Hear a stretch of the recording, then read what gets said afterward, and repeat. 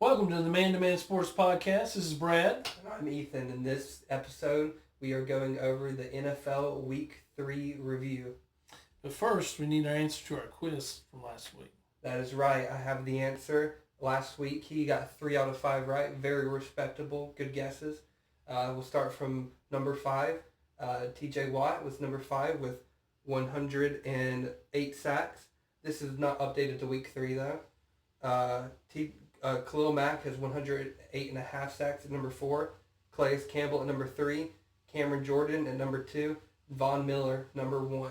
All right, some Hall of Famers in that list there. Yeah, it's a very good list of players. And now that y'all have the answer, maybe give suggestions for the next trivia question. Oh, that's a good idea. But first, before we get to our recap, let's do our Dogs or Duds segment. Let's do it. All right, this week we've got seven Dogs or Duds. You know the drill. Let's start off. Philadelphia Eagles, Jordan Davis. Oh, Jordan Davis making a great play over the weekend where he blocked a field goal and returned it for a touchdown to end the game. Great play, and just on a normal play-to-play basis, that guy's a dog. I agree. That dude is a giant person, and he is definitely a dog. Yeah, how they got that blocked field goal was they put Jordan Davis and Jalen Carter on the left guard, and they just pushed him over, and Jordan Davis blocked it and got to run it in for the touchdown. Yeah, it's a pretty awesome play to change possibly the fates of these two teams and who has home field advantage come playoff time. A very good point. All right, next up we're going to go an oldie but a goodie. 49ers running back Christian McCaffrey, CMC. Oh, he had a great game this week. I think he had 10-plus receptions. Dog, sorry. He's a dog. Just a dog. Yeah, all-time dog. Moving on to, let's do quarterback, Tampa Bay Buccaneers, Baker Mayfield. Oh, yeah, Baker. That guy's a dog. He's just a dog within how he plays. He's an all-around dog. He's got 3-0 team right now with 3 back-to-back comeback victories without his full squad healthy. Yeah, exactly. It's and very Mike impressive. Evans going to be out next week, too. So yeah, he's going to be another man down for another big game, so we'll see how that pans out for him. All right, next up, defensive end of the Cleveland Browns, Myles Garrett. Dog. Even when he wasn't getting sacks this week, he was taking up 3 offensive players to block him, and that was freeing up the lanes for other people to sack. To get that Cleveland Brown team a win is impressive, and he did it this week. Yeah, last year I felt like he was the best defensive player in the league. It looks like that this year. It's just a shame he's on the Browns. That's very true. Yeah, sorry, Browns fans. But all right, sticking with the defensive theme, let's go with the New Orleans Saints defense as a whole. New Orleans Saints defense. Oh, man, they're a dud. Just letting up 44 points this last week. Yeah, a dud performance. Dud performance. You know, I'm hesitant to call them duds, mainly because they're on the field the whole game. Very true. And every defense gets tired. We saw that with the Packers there at the end of that game. We saw it with the Rams at the end of their game. I think you just get wore out when you're on the field constantly. And it's not like they gave up all 44 of those points. The offense, given turnovers, them already in great position. I mean, that's hard to stop. So I'm going to say dud in waiting on that one. Okay. All right, and then we have running back, Indianapolis Colts, Jonathan Taylor. Oh, he's a dog. He is so good, underrated. If you don't have him in your top 5 running backs, you've got to reassess your list. Yeah, I mean, this guy is back. He's healthy. Colts are 3-0. He looks like he would probably lead the league in rushing this year. I completely agree. And then our final player for our dog or dud segment is quarterback, Houston Texans, C.J. Stroud. That's a tough one. I seen a stat the other day where in his first 17 games, he threw for over 4,000 yards and 28-5 touchdown to interception ratio. And in his last 18 games, he has a 20-13 touchdown to interception ratio and less than 4,000 yards thrown. He's just taken that step down. I think he's now a dud. Really? I'm a little hesitant to call him a dud yet, but definitely a dud in waiting. So that's it for our Dogs or Duds segment. Let us know what your thoughts are on these players, and put them in the comments. We'd be happy to see them. Yeah, and so we'll move on to our next segment, being our top 10 trending teams or our top 10 trending dogs of the NFL so far through 3 weeks. Right. So we had some changes on the board. That's the whole idea of the trending, right? Very true. So we'll start with our number 10 spot, just edging out. We actually have a tie for 10th place. Yeah, it was tough to decipher between these two teams. Yeah, so at number 10 we have the Baltimore Ravens and the Kansas City Chiefs, both of them at 1 and 2. The Ravens dropping 6 spots on our top trending list after their loss, and Kansas City with a win standing pat at the 10 spot. Yeah, I mean, both these teams have one win against a bad team, and both these teams have 2 losses against 2 really good teams. Both of them have their clear weaknesses, and it's very apparent in their losses. Yes, definitely. But both these teams still look like possible playoff teams, and started out high on the list, so they're hanging on.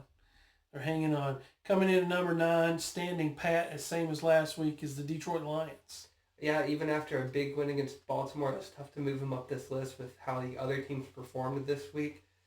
They had a top 5 performance this week, but I feel like this was their first top 5 performance. So if they have another top 5 performance, I can see them moving in that top 5. Absolutely. Again, number 8, standing pat, the Indianapolis Colts, 3-0 now. Yeah, we were kind of arguing about this one, but we came to the consistency that the Colts shouldn't move up after beating the Titans, even though their offense looks really good, as we said. Yeah, you can only play who you can only play, but I think the teams in front of them were fairly placed. Completely agree. Number 7, talking about a dud this week, dropping 6 spots, is the Green Bay Packers from our number 1 all the way to 7th spot after losing to the Cleveland Browns. Yeah, I mean, you got to move them down after that performance, but you can't take them out of your top 10 because of a blocked field goal. They're still a top 10 team. They've shown it the first 2 weeks. Their defense showed it last week. Their offense just didn't show up. Yeah, defense is the top defense in the league, so I think they still belong on this spot. Completely agree. Number 6 is a newcomer to the list, jumping all the way from the not on the list to 6th spot, San Francisco 49ers at 3-0.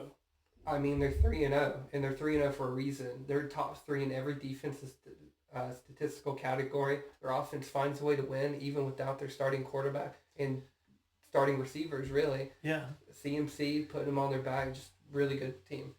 Yeah, Niners are impressive. I was hesitant at the beginning of the year. I was selling stock on the Niners. Yeah. But, hey, right now they are number 6 in our top trending dogs. Number 5, moving up a spot, even though they lost, is the Los Angeles Rams. Yeah, the Rams losing in such a bizarre way. As we have behind us, field goal denied, a bunch of field goals blocked this week, one being the Rams to win the game. And so I can't fault them too much because it was just a really good team they lost to, and it was in a bizarre way. Yeah, they looked impressive in that. In the loss, they've dominated for the first 3 quarters of that game.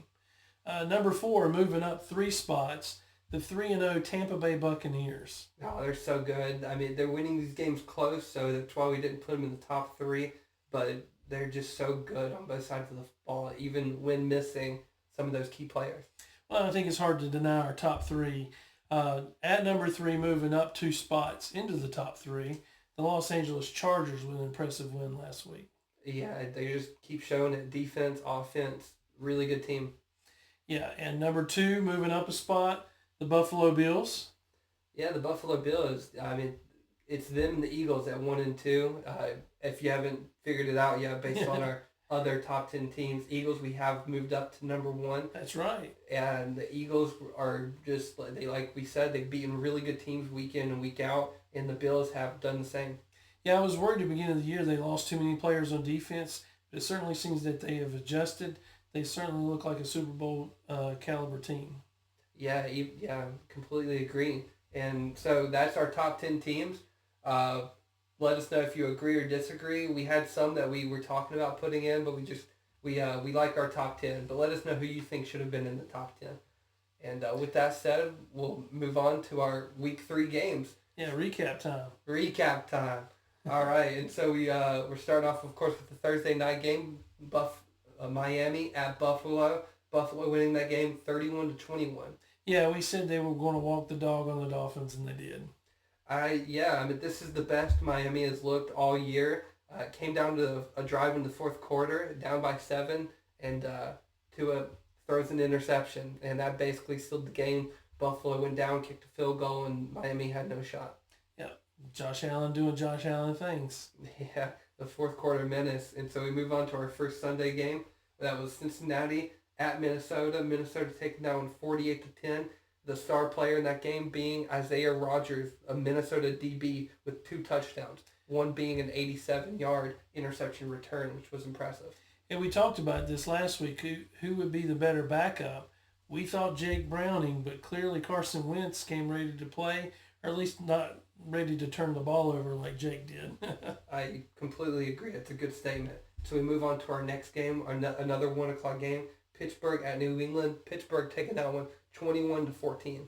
Yeah, Pittsburgh done what they needed to do. They look like the better team. New England is an improving team, but not there yet. Yeah, Drake May really impressing me. Pittsburgh defense, though, stepped up in this game for the first time this year with a late turnover on Drake May to give that Aaron Rodgers the chance to throw his game-winning touchdown. Yeah, it's a great game. Yeah, great game. So we move on to Indianapolis at Tennessee. Indianapolis taking that one 41-20. Jonathan Taylor showing up once again with a 118-yard performance and 3 touchdowns. Yeah, Jonathan Taylor was dominant. The Colts looked like an undefeated team. Yeah. And poor Tennessee, Cam Ward, I'm sorry, buddy, hang in there.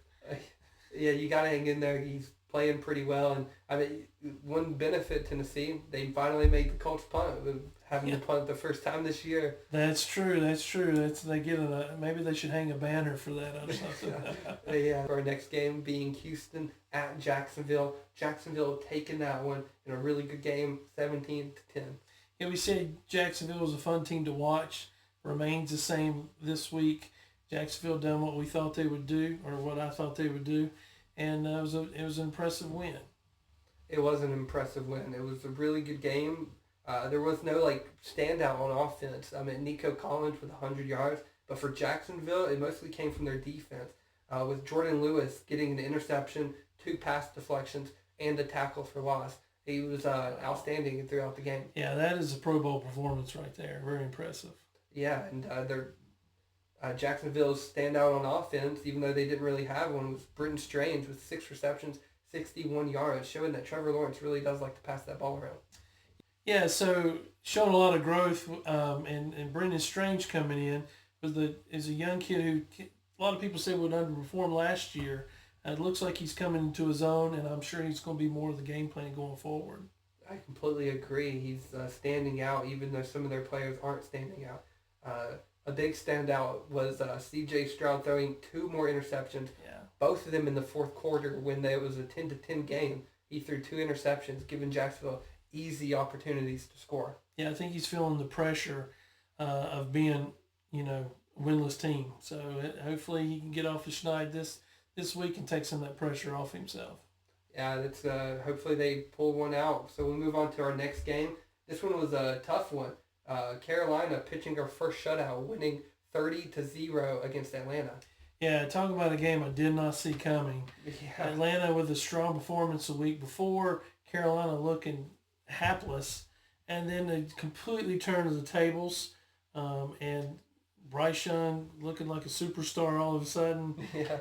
Penix looking like a young quarterback. It's like they swapped jerseys or something last week. Yeah, very surprising. I mean, Penix threw 2 interceptions this week, which he hadn't done all year. It's, yeah. Not like him. One being a pick 6 that the Panthers D, like I said, first shutout, did really well against Penix. Maybe it wasn't much on Penix, but Carolina finally showing that they have a defensive prowess. Yeah, no pun intended. Prowl Panthers. Yeah. But we like the Panthers to grow this season. The first 2 weeks they looked pretty bad, but maybe this is something they can build on. Very young team, good sign of growth. So we move on to our next game, one that we've already talked about a little bit. Rams losing to Philadelphia in a 26-33 bout. Yeah, this was a heavyweight championship fight right here. both teams look like pro Super Bowl teams. Both teams really came out. Really, the Rams looked dominant for 3 quarters, Exactly. and then the Eagles showed why they were Super Bowl champions. Jalen Hurts really looking like he did in the Super Bowl, throwing the ball around, looking like a premier quarterback in the league. Like you can put this team on his back a little bit. I didn't think that last year, but this year he's really looking like he is a top 5 quarterback. Completely agree. A.J. Brown finally getting some, like we talked about last week, he's got the talent, just needs the ball. 6 receptions, 109 yards, and a touchdown. Very impressive by the Eagles, a team that, like I said, I thought would be good, but not this good. Yeah, and like you said, Rams dominating 3 quarters, Eagles just taking over in the 4th quarter. This is how this game ended. Eagles blocked a field goal. Then they take 17 plays, 7 minutes, drive for a touchdown to take the lead. Then they let Rams get back in field goal position, block another field goal, and return it for a touchdown. It's maybe one of the wildest endings I've ever seen in a football game. Definitely. To have 2 back-to-back blocked field goals. It's crazy, yeah. Is something you don't see every day. Yeah, and it's crazy. And one thing I didn't expect, like I said, I thought Kyron Williams was my bust last week. I couldn't have been more wrong. He had 110 combined yards and a touchdown. Yeah, I didn't see the Rams really showed the Eagles that they can play Eagle ball. And it came down to the last play of the game. And so this could easily win either way. And we could be talking about the Rams as a Super Bowl contender. So, I mean, the way things are right now, it looks like the NFC has 3 really premier teams that could either one of them go to the Super Bowl. Yeah, it's a very good point. I liked your point that they were beating them at Eagle ball. They were really running the ball down their throats. When we thought they'd pass, we thought the Eagles would run the ball, but Rams stopped them running the ball 3 quarters, so they had to go to the pass in the 4th quarter, and it worked out well. Yeah, definitely the best game of the week. Yeah, very true. This was a very fun game to watch. So we move on to our next game, being New York Jets at Tampa Bay. Tampa Bay slightly taking that one out, 29-27.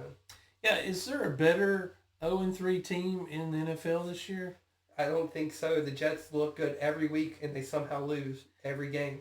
Yeah, the Bucs doing what they've done all season with these little comeback wins.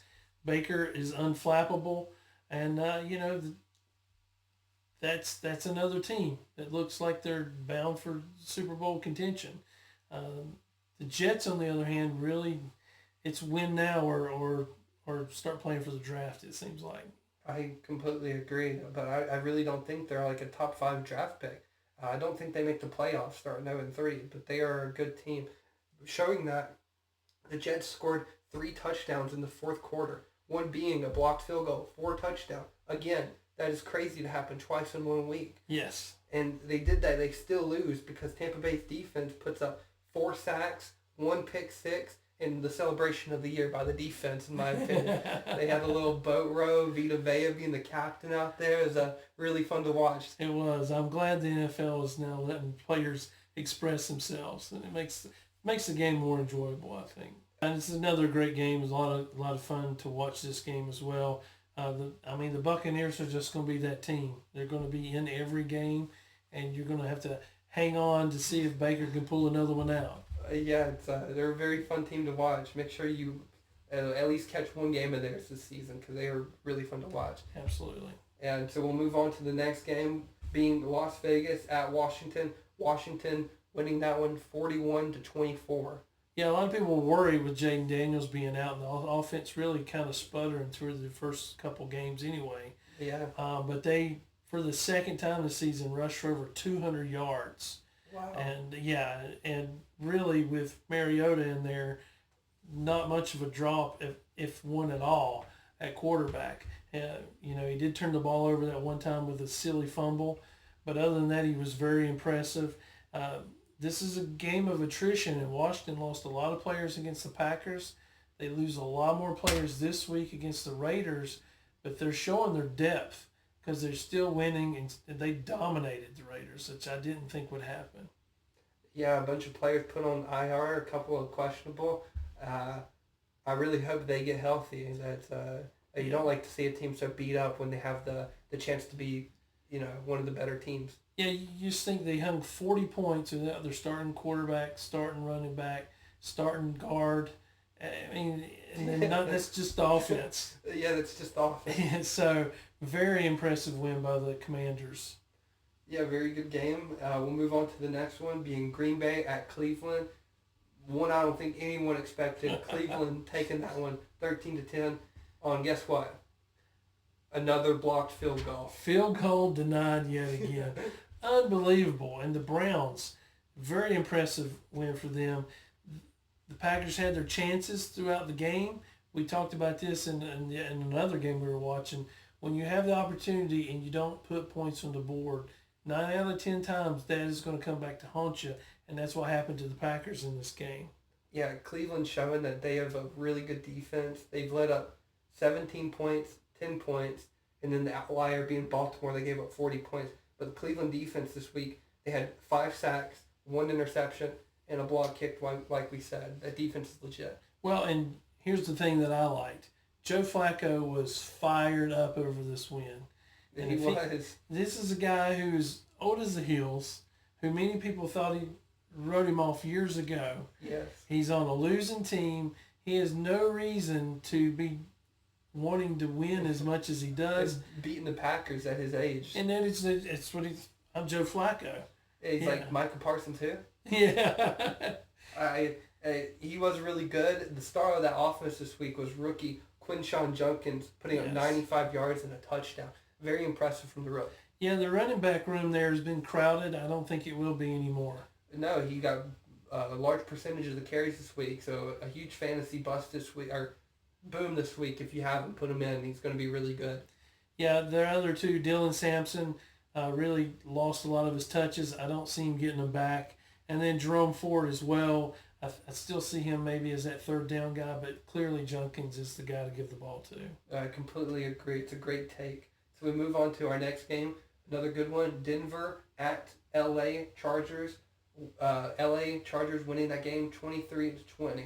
A great game. Chargers were down 7 with 5 minutes left. They score a touchdown. They get a 3-and-out on defense, and then they just run out the clock, running down the field, and they kick a field goal for the win. All in 5 minutes. Yeah, Chargers very impressive. Very impressive. The Broncos are a good team. Their quarterback played much better. Yeah, it's a very good performance. Yeah, Cortland Sutton had a big game, but in the end it didn't matter. The Chargers played their brand of football. They've shown who they are, and they've shown they can win with it. Yeah, it's crazy. They've won in so many different ways this season. Like we said, week 1, offense, Justin Herbert throwing the ball like crazy. Week 2, defense, pulls out a great stop. They win that game. Week 3, rookie Omarion Hampton, 129 total yards and a touchdown with his first breakout game of the year. Yeah, and that's the brand of football the Chargers like. They want to run that, run play action, and they want to stop you on defense. It's an age-old formula that works, and Harbaugh likes it, and so that's why he's so successful. Very good. And you know, last year they played this, they didn't have the weapons they have this year. So this is the difference between the Chargers last year and this year is Hampton, 1. Yeah, great addition. Bringing back Keenan Allen, 2. And then the emergence of Johnson. I completely agree. He's really good. Like you said, Sutton, great game this week. He had over 70% of the yards that Bo Nix threw. Wow. He had 6 receptions, 118 yards, and a touchdown. Most of that coming from the first half. Second half, they kind of stopped throwing it to him. So I was a little bit confused. Well, I didn't see the defensive adjustment, but I would have guaranteed that had something to do with it. Very true. I didn't think about that. It's a great take. Yeah. All right, so we move on to our next game. A big blowout. New Orleans at Seattle. Seattle taking that one 44-13. Yeah, we talked about the Saints not really having much of a shot in this game, but this was a bigger beatdown than I even thought. I mean, the Seahawks look like a dominant team. Look like they might end up on our top 10 very soon. And, man, very impressive win. Darnold looked the best he's looked all year. Kenny Walker continues to stay healthy and be impressive. Yeah, New Orleans really needs to, like we said, make some adjustments to the defense. They already made adjustment to the quarterback at the end of last game. Let's see if that sticks. and hopefully it works out for him. Yeah, I say why not? Give the rookie the ball, let him play the year out, and then you know what you got. Are you drafting number one quarterback, or you think you got something and you try to build the team around him? So I think it's a good call. Yeah, I completely agree. I also think they probably do go with the quarterback at that number one slot, but we haven't seen enough of the rookie yet. I guess I shouldn't talk so soon. We'll move on to the next game. Really good one. Arizona at San Francisco. San Francisco squeaking that one out, 16-15. Yeah, very good game with two good teams. A defensive battle, really. Cardinals showing that they can play against anybody, and the Niners showing that they are still somebody. The game-changing play of that game was in the fourth quarter. The 49ers getting a safety because there was a hold in the end zone. Something I'd never seen before, a new rule that I learned this week. Yeah, it's not a play you see every day. I learned that in high school, unfortunately. Oh. But yeah, it is a safety, and with safety you get 2 points in the ball, which really turns the ball game around. Yeah, but they were down by 3 at that point, 2 points, or no, they were down by 4 at that point, and so 2 points, and then they kicked the field goal later in the game. Eddie Pinheiro hits that field goal when all time expires. He was perfect this week. Yeah, and the Cardinals, like I said, look impressive, but you're starting to hear little whispers about Marvin Harrison Jr. Is he not going to be who we thought he was? And I think it's too early, but definitely they need to try to get him more involved in the game plan. I completely agree. I mean, him and Trey McBride are your two big weapons now that James Conner is out. That's a big loss for that team. You got to start airing the ball out. Trey Benson is good, but Kyler Murray's better. So let him throw that ball. Yeah, it's a shame for Connor. Connor's a guy who's beat cancer. He's outlived the range of most running backs. Yeah. He's looked great this year, and just it's a shame. I hope he's okay. Yeah, and running back on the other side of the ball, CMC, like you said, great game this week. He had 10 receptions and 140 total yards. That's incredible. Yeah, he was back to old CMC. I look for him to have a strong year as long as he can stay healthy.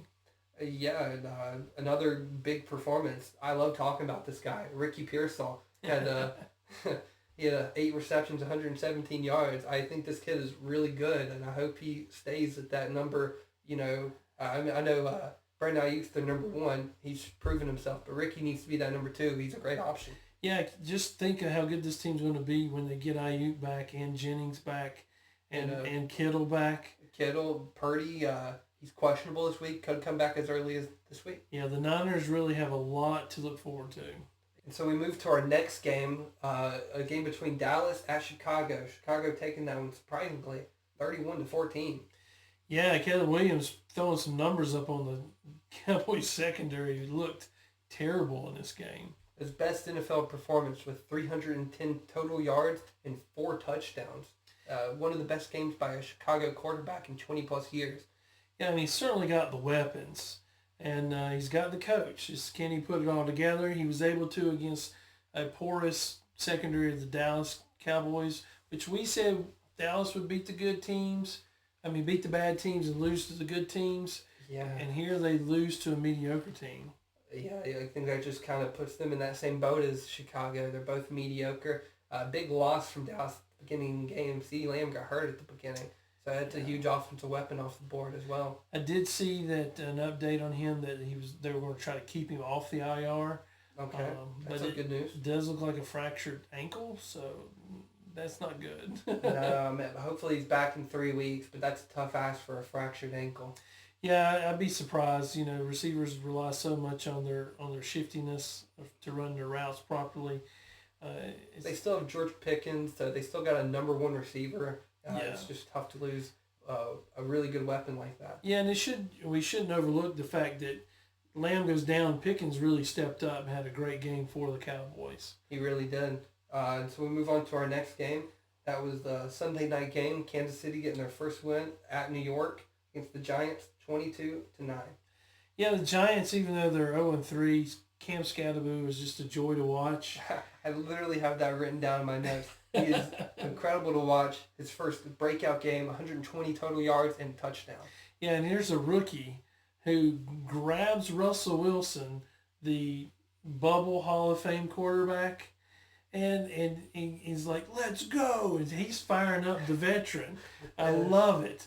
And then not to take away from the Chiefs played a solid ball game, and they won by about the score we predicted, and they stay in our top 10, and they stay relevant in the playoff hunt. But I like watching Cam Scatterboo. Yeah, that's a much needed win for Kansas City. Apparently that speech didn't get through to Russell because he is now benched for Jackson Dart. Yeah, I don't know that I get it, but it's not like I don't think Russell's played bad. I don't think he's the reason they're 0-3. No, I don't think that's why they're benching him. I think they started off 0-3, and so they're like, let's give the rookie a chance because this isn't working. Maybe Jackson Dart gets a win on the board. And I have nothing against Jackson Dart. He may end up panning out, but I think with a quarterback that they did take in the first round, I see it, but I think it may be too early for him yet. I completely agree. Next week, the Giants have the Chargers. So you're putting your rookie quarterback into a terrible situation, a game that they'll probably lose anyways, even with anybody at quarterback, because the Chargers just look that good. Yeah, I agree. For me, I don't mind putting him in this game, but I think you go back to Russell this week, and if he plays poorly again, bring the kid back out. But I don't think putting the kid out there. I'd rather put the rookie in against a team where he has a better chance. That's exactly what I was going to say. Sit him this week, let Russell play the game, and then maybe in 2 weeks you give Jackson Dart a shot against like a Dallas team that could grow the rookie quarterback's confidence because we know how bad that defense is this year. Absolutely, I totally agree. Yeah, and so we move on to our great Monday night game between Detroit at Baltimore. Detroit still in that one, 38-30. Baltimore standing pat to not be able to close out against the elite teams of this league. Yeah, it's tough to lose a close one against a good team at your home. Like, these are the games you should win so you can get that home field advantage later in the year. Yeah, one thing I saw today that the Ravens have the top offense in the league. That's just they score so fast. The defense is on the field too often, like we talked about in these other games, and their defense just is not up to par with the offense. I completely agree. I heard a quote. The Ravens are known for their tough play style. Detroit came in and out-toughed them. Detroit played better defense. They outran them. Everything that Baltimore is known for, they did better this week. Yeah, well, Motor City Dan Campbell's going to bring a tough team everywhere he goes.